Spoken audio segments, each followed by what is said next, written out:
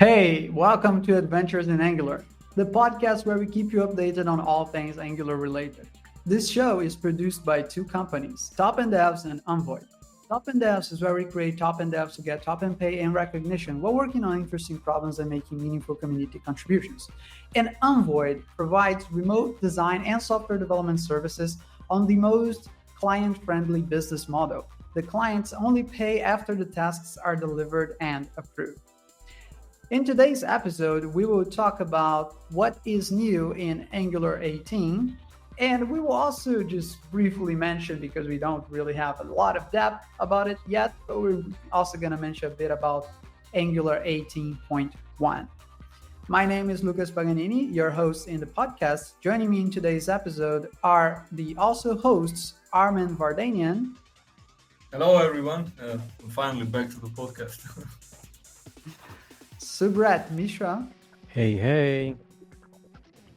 And our very special guest, which, according to her, is nothing much, just a Google developer expert in Angular and a software freelancer, Rakia Ben Sassi. Hi, everyone, and thanks for having me.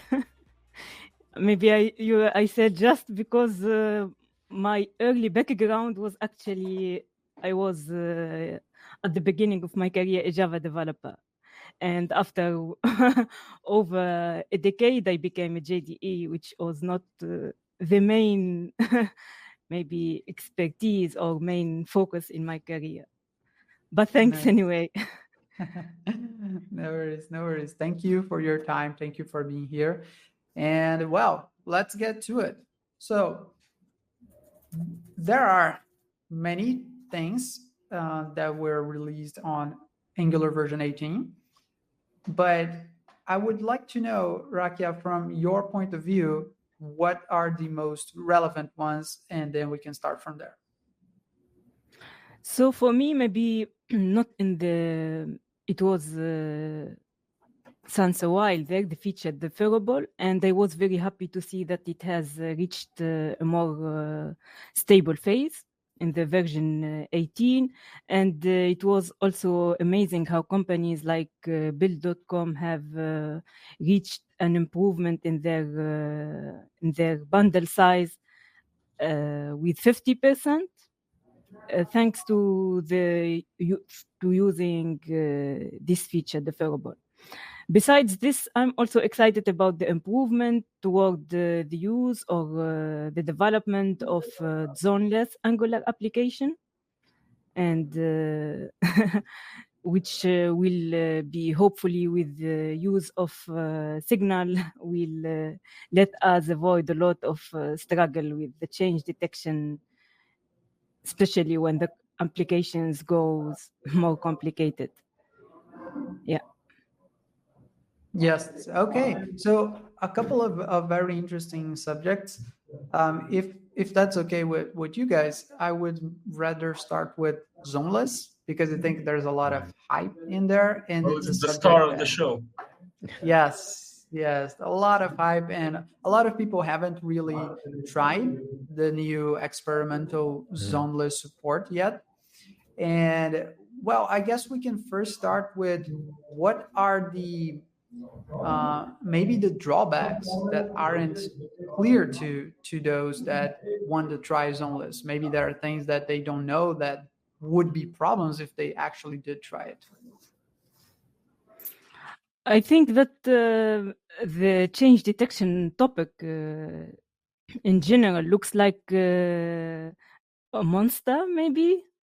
And also, when we need to go away from zone, we need to get our hands dirty with Angular config file, Angular JSON, and we need to take care about a lot of things. This is just my thought on that topic. And maybe a lot of developers don't know how component which are using on push change detection, how they will be impacted by this and the other components. And if they have to migrate everything to Signal or not, and so on. So I think everyone needs to feel more comfortable and have more confidence before they can start on this issue. What's your idea about, or your thought, maybe Armen or Subrat? I think personally that the community is going to be split for a while, because if you have been developing with Angular for a while and you haven't paid attention to what change detection is, like, you don't really need to optimize it if you don't care, right? You can just build your software and it will work fine, I guess, in the end of the day. If you don't know about Zoneless and one day Zoneless becomes the standard, then you're gonna hate it because, well, why do I need it? My application works fine. Why do I need to switch to observable signals? Blah blah blah. But if you have been paying attention and you, I don't know, encounter like the hated expression as checked, changed after it has been checked error, right? And you have been trying to optimize everything and so on and so on. You probably already took some steps in the direction of Zoneless. For example, using signals, right? Because switching to signals isn't that hard at the end of the day. And now, if you know that for you is going to be an exciting feature, so people are again going to be split in like two different camps. But what I like about the way that the team does it is that they're kind of rolling really slowly with it. Okay, now we have some experimental support for Zoneless. Maybe in the next release, we will get some upgrades. I don't know. It also depends on the library, maintainers, because Zoneless can break libraries that don't kind of work with it fine, and there's lots to consider.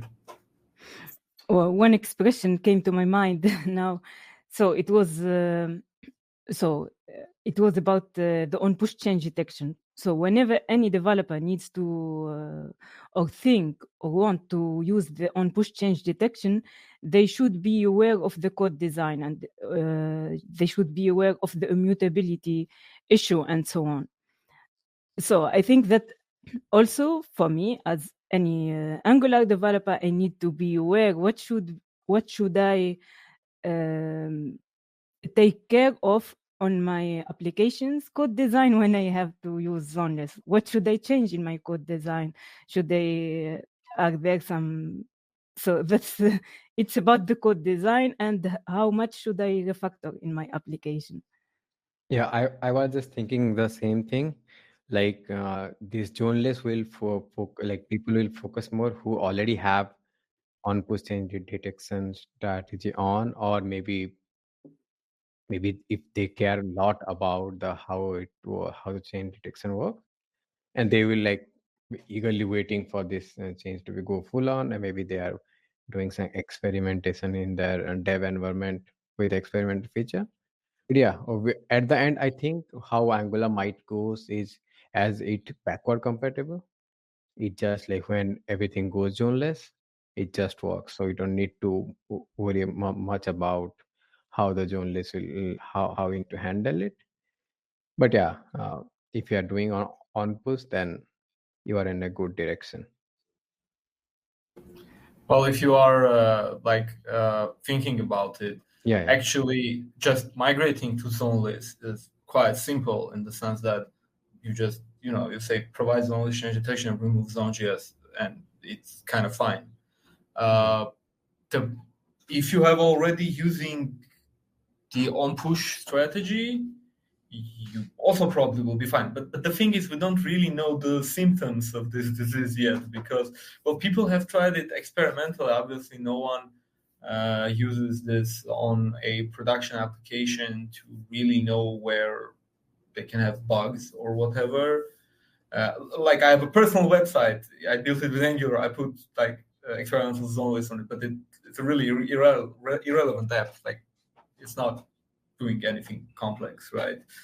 And that's why it's kind of hard to create content about Zoneless right now, because what are you gonna say about it? Okay, use this function and remove Zone.js from not modules or whatever.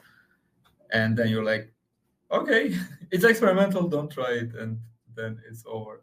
What I would really love to discuss is what's kind of going on internally, what we know about it, because the people on the team were like very vocal about it. They even shared like the roadmap, right? I think I can pull up the roadmap from somewhere. I'm not sure though that I can find it. Yeah. I mean, I think what you guys said about libraries is probably the main thing that I don't think people are realizing. It's not just a matter of, oh, I'm starting a new project, so I'm going to go zoneless, because then I can just start zoneless from the get-go. But are the libraries that you want to use in your project also supporting zoneless? Because otherwise, it's just not going to work.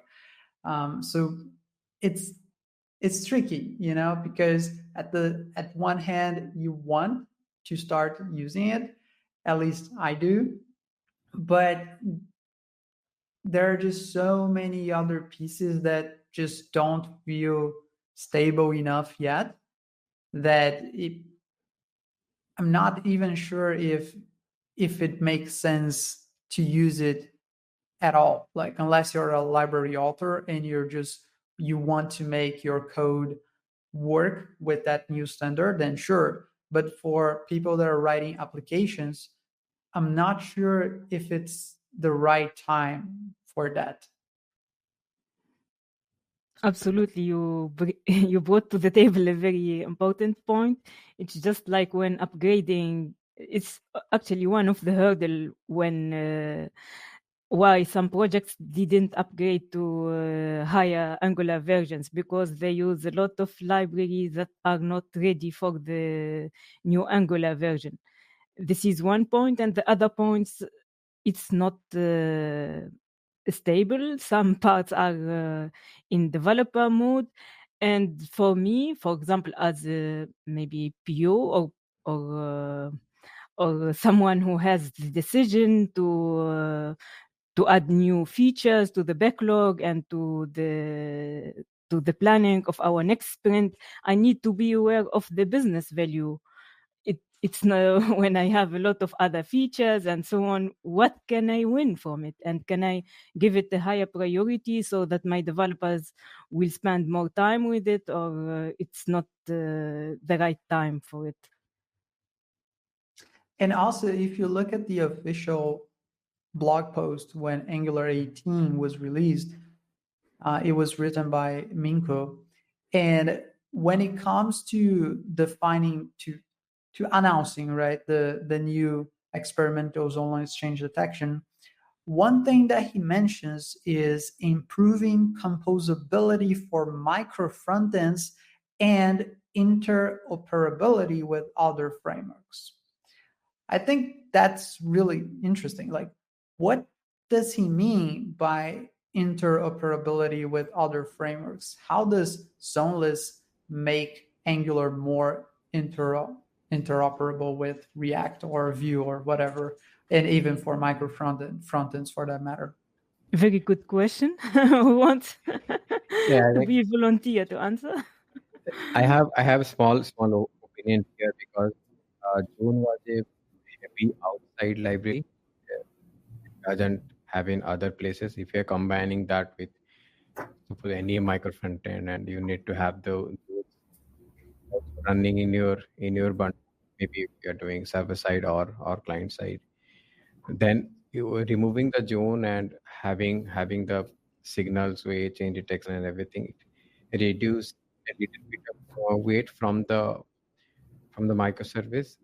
Like, first of all, if you are using a microservice, one service with React, one service with Angular, it's a kind of rare scenario, but yeah, but if you're using it, then it will less burden on the overall. Maybe Subrat, I'm sorry, but your audio in the middle started to get weird. Like, it was sometimes really, really good, and sometimes I couldn't hear you. okay. Is it good now? It is. It still seems like it's oscillating a bit, but it is good at this particular moment. Yeah, so what I was saying is, as the bundle, so Jones will be removed from the bundle. So now you have less load on your overall application. Maybe it is server side or client side, and then that's how you can combine your React and Angular and run together in the browser as a single server, single host. Oh, so it's just a matter Actually, of less uh, polyfills Yeah, in one Bootstrap. one point, yeah, one of the I points. can add a bigger point to this because I worked with Angular elements. Well, everyone knows that. Yeah. And when you put it in another application, everything in your custom element is wrapped inside Zone.js. Mhm. Only your top level component is kind of allowed to emit events or receive attributes from the top down and so on. And it's really hard to interact with that stuff. You also, because of Zone.js, you also get polyfilled async await. And aside the bundle issue, that actually means that you have two different ways of how your fetch requests work, right? If you are using async await in your Angular components, which I personally think you shouldn't, you should stick to observables and so on. But again, it's framework, it supports you writing async await. And if you do that, you can get problems if you're using service workers, for example, right? So there are two more issues, like the issue with web components. You can't just treat them as HTML elements because they're wrapped inside Zone.js and there's lots of stuff going on. And that's an issue because it's kind of marketed as, well, it's a custom HTML element, but not really when you build it with Angular. And the other one is this zone patching. There is a bunch of stuff, going on. And it can really mess up when you sort of combine it with other technologies working on the same page. Like, you don't have to go far. You can have jQuery on your page. Like 80% of the web still has jQuery. And if you build, let's say, a reusable component and put there with Angular, Zone.js can probably mess up if you use like jQuery plugins that work with async stuff, because there are a bunch of plugins. You have no idea where your component is being used. Zone.js is kind of a big wrapper that isn't part of the framework, and it sort of is a barrier for the outside world. So also keep in mind, you will get way more awesome error messages if anything goes wrong. But they improved it for a bit with Zone, but still there is only just as so much as you can do about it. Without Zone, it will be just very clear stack of what happened and what didn't happen. Gotcha. So it's kind of like a matter of how scoped can a component be. And with Zone.js, it can't be very scoped because Zone.js itself patches a lot of global objects, right? So if Yes. you rely on it, even if you're using Angular elements and creating a micro frontend, you're still patching a lot of global elements. So if you go on Zoneless, then you don't have that. That's interesting. Good point. If you bring an Angular component into some other application, you are bringing stuff that is interfering with the window. Of course, use symbols and stuff and so on. But still, like your set timeout calls are getting patched, okay? Because it listens to async events like that to perform change detection and so on. And is it a very good idea? Yeah, I think it's an interesting point. I have actually worked in the past with micro frontends. We had also a communication between those micro frontends, and we had the global state or global store for all of them.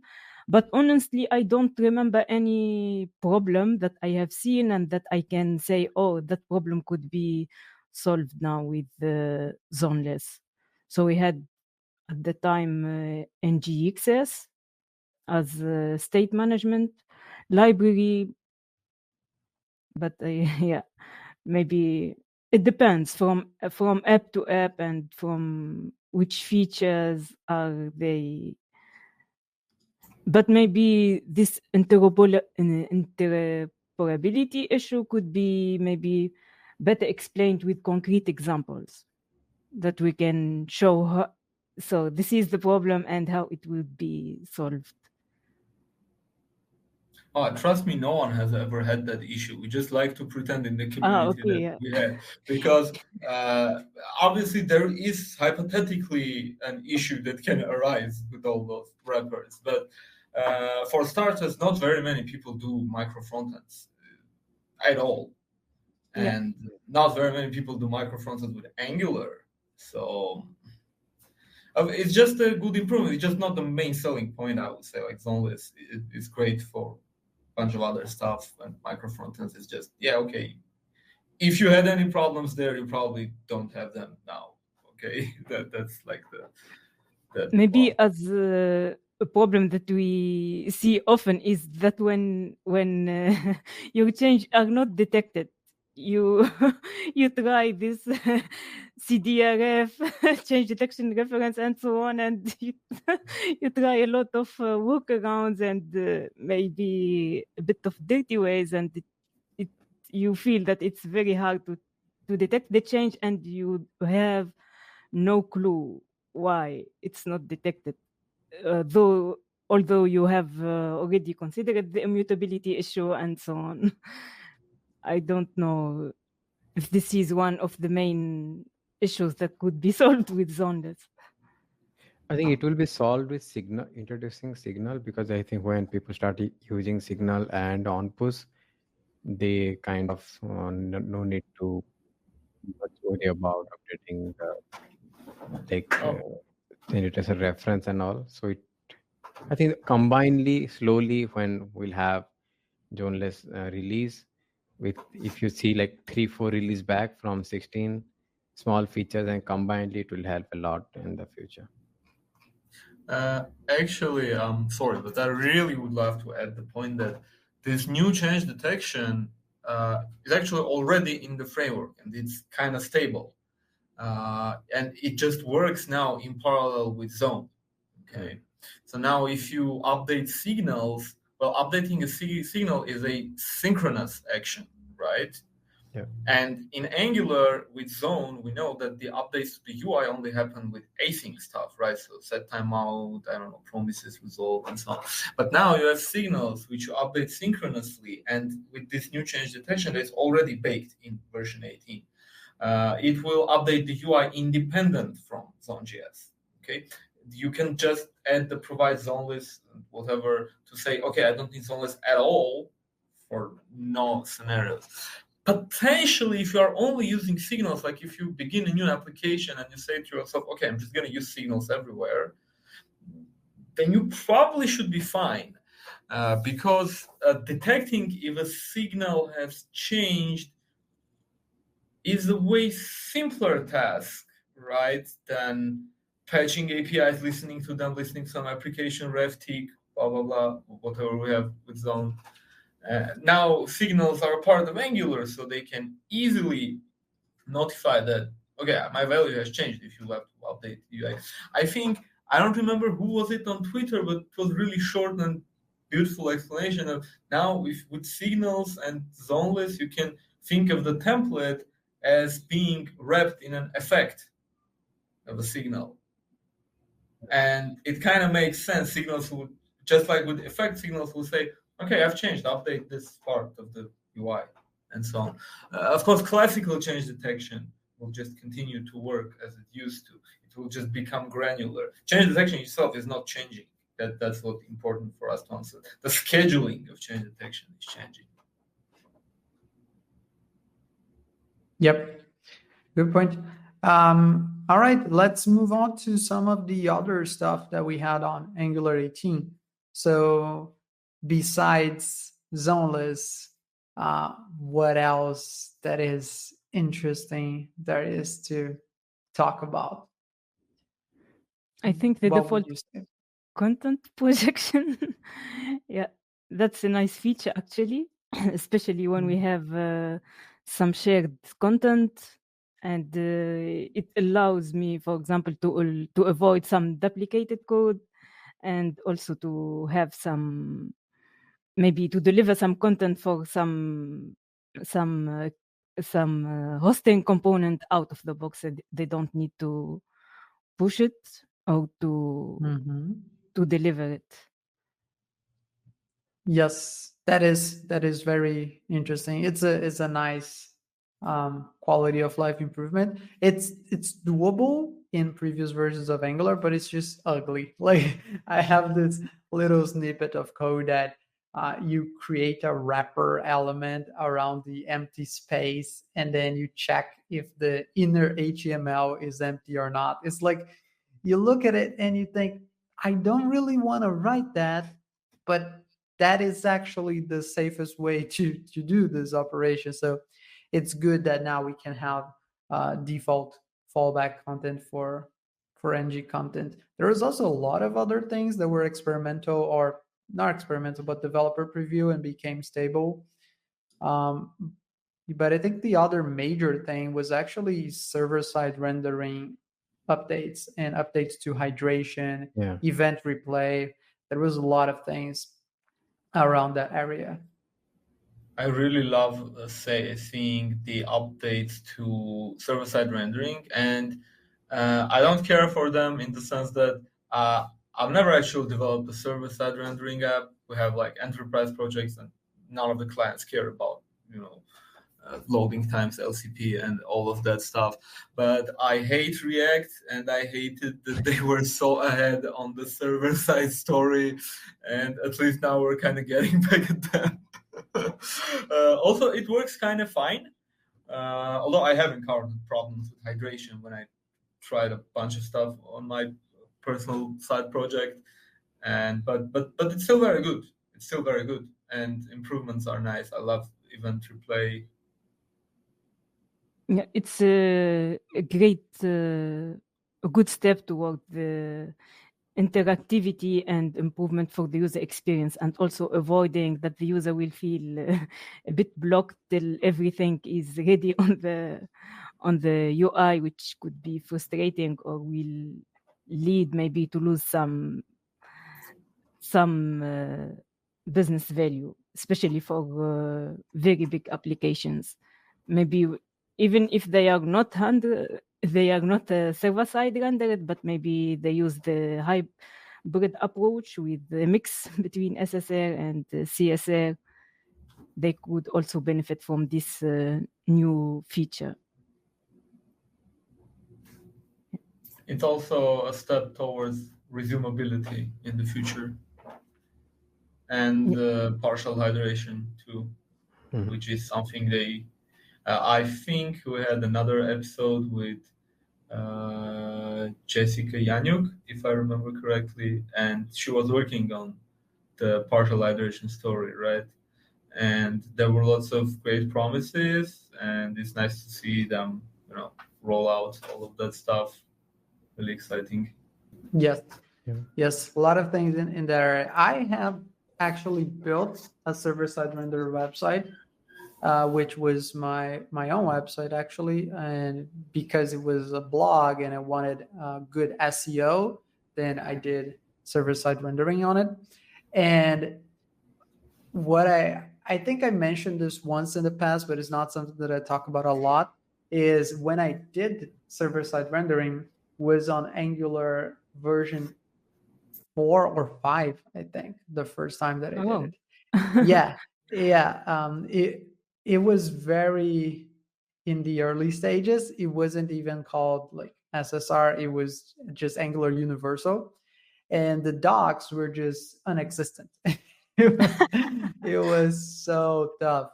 I remember that when I got this right, as soon as I got it right, it started popping up more articles about how to do it. And part of me was just thinking, when I did it was so much harder. But it's also good, that the community has evolved so much. It was so painful at that time to do anything with server-side rendering. And I said Angular 4 or 5, but I'm not entirely sure if that was it. Maybe it was Angular 6. I just know that it was very, very early stages, and there was no documentation whatsoever about it. I remember there was even a person writing a book about it, but the book never got completed. And I was like closely watching and waiting for the book to be ready. And I was able to do it, and the book was still not ready. But yeah, those were the early stages. And we're in a so much better position nowadays. The fact that you can just do an ng-new and the CLI asks you if you want to do SSR, that's huge. That really does make it easier for anyone starting a project to use SSR. Also, some meta frameworks like analog Yeah. analog makes it very, very easy. I haven't really used analog myself, so I can't speak too much about the developer experience, but I have read their docs, and I know that's one of the points that they address. So Yeah, I think sorry, go ahead. Please Now, go I ahead. was saying with server-side rendering, with the pre-rendering as well, like the SSC. I think the combining, as you said before, like combining both makes sense for a lot of development. Maybe, but I think I was just remembering with my current workflow.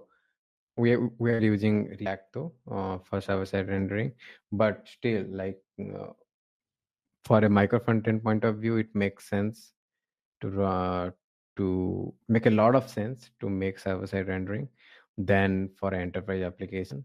Mostly for the enterprise application, you have enterprise user who has quite fast internet, and also the scope of the application will be smaller. So maybe it's better to go with client-side rendering and with maybe some preloading stuff.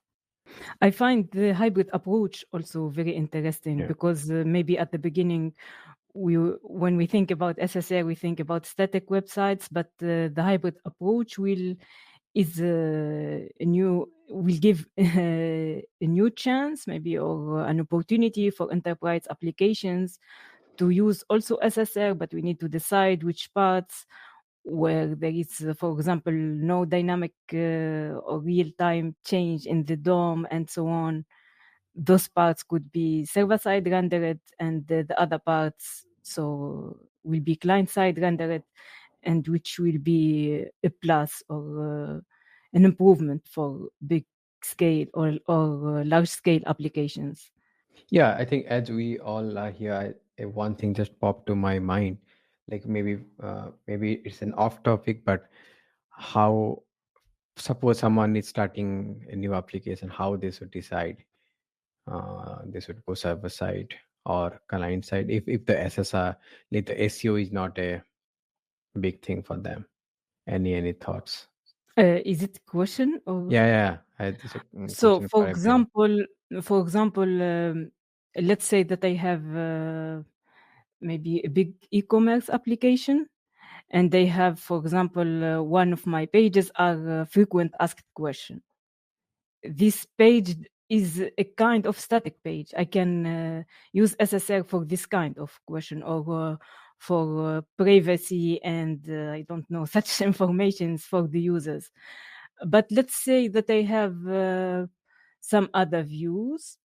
For example, I have worked once in an application where we had an editor in the applications where the users could dissect a message.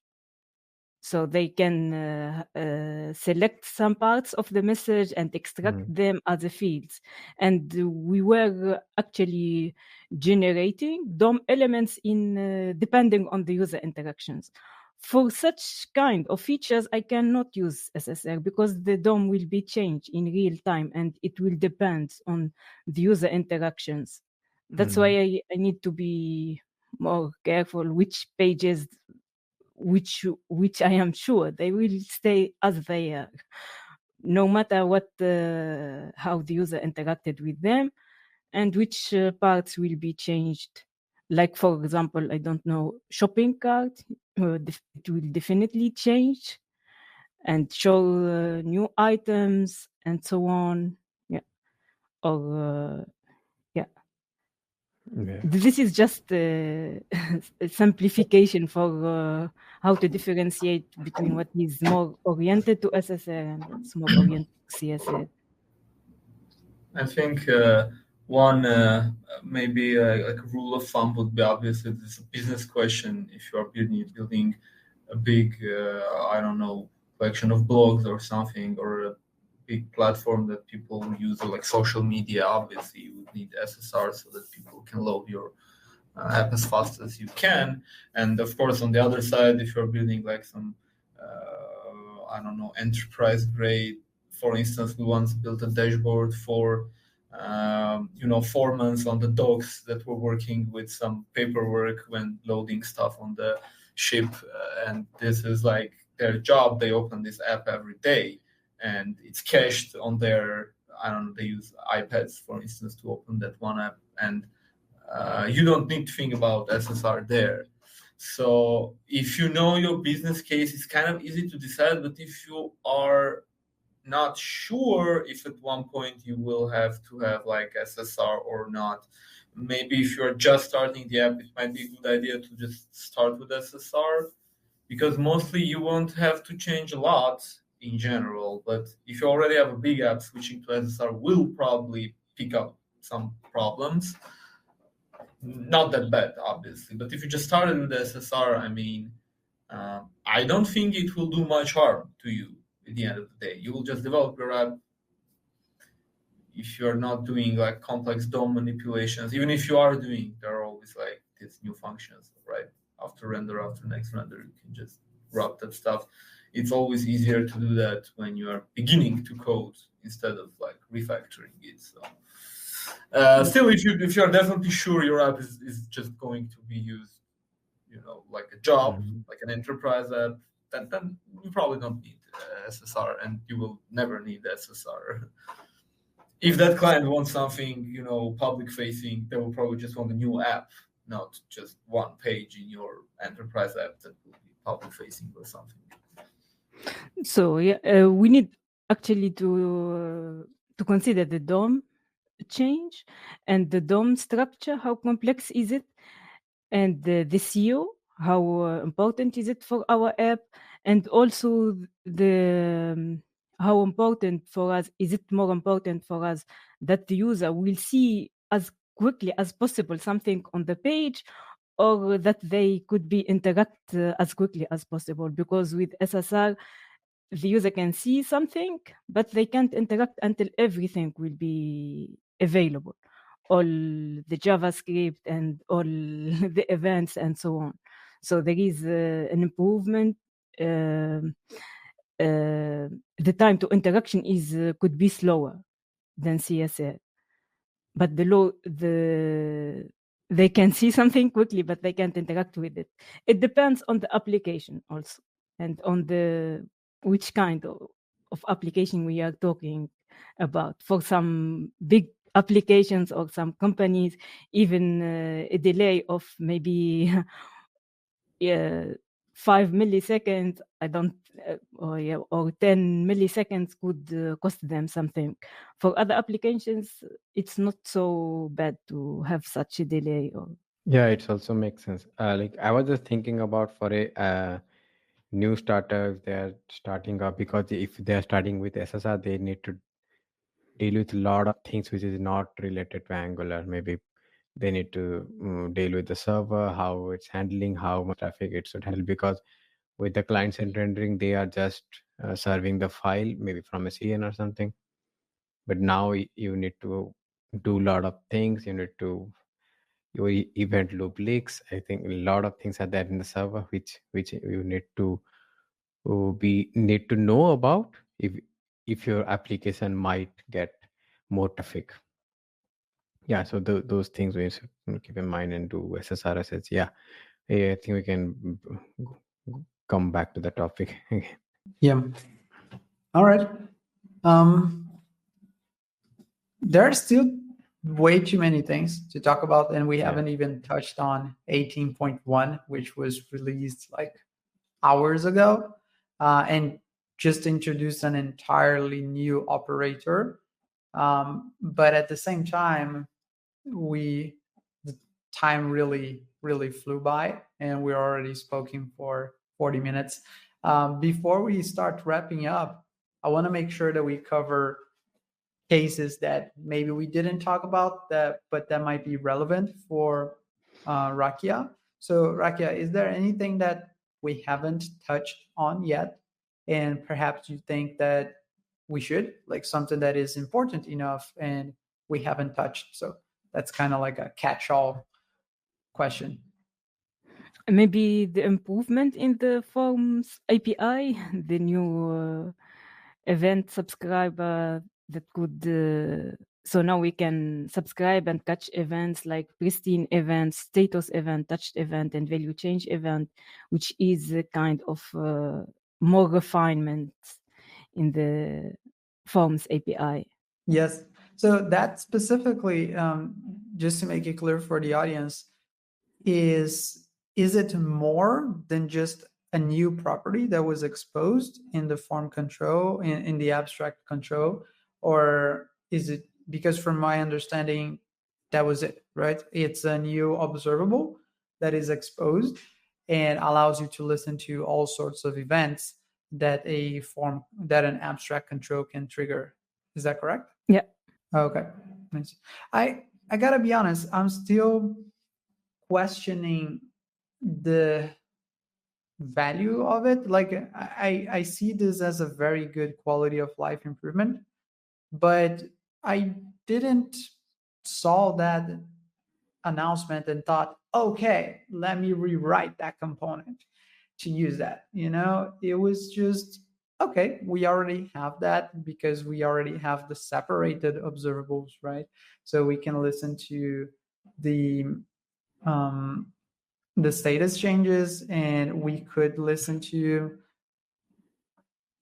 I mean, or am I wrong on this? Like we already had observables for that, right? They just weren't unified in a single observable. So I think maybe the value of this new improvement or new observable, its value will depend on which kind of components or UI or features we have, because it will not be relevant the same way for every form fields or for every element. So me too, I haven't refactored anything in my code in order to use this feature. But in the past, I have seen or I have worked with some components where the DOM and the events are a bit complex, and there were a lot of tricky user interactions that we should catch and so on. Maybe for such kind of application, this kind of observable will be more relevant and it will have more value. Could be. Makes sense. I actually have not had such cases, so to me, I was still wondering about what was the big value delivered by that feature, but that does make sense with your explanation. Interesting. Cool. Okay. Armen, Subrat, how about you guys? Anything you'd like to mention before we wrap up? Yeah, I Not think really. nothing much from my side. Just have fun, guys. Have fun. That's the main. Yeah. All right. Okay. So let's start wrapping up. Let's just do a quick round of promos, and well, let's start with Armen. So Armen, what have you been up to? Oh, well, as much as on the previous episodes, I'm gonna promote my book, Modern Angular. I have some updates on it.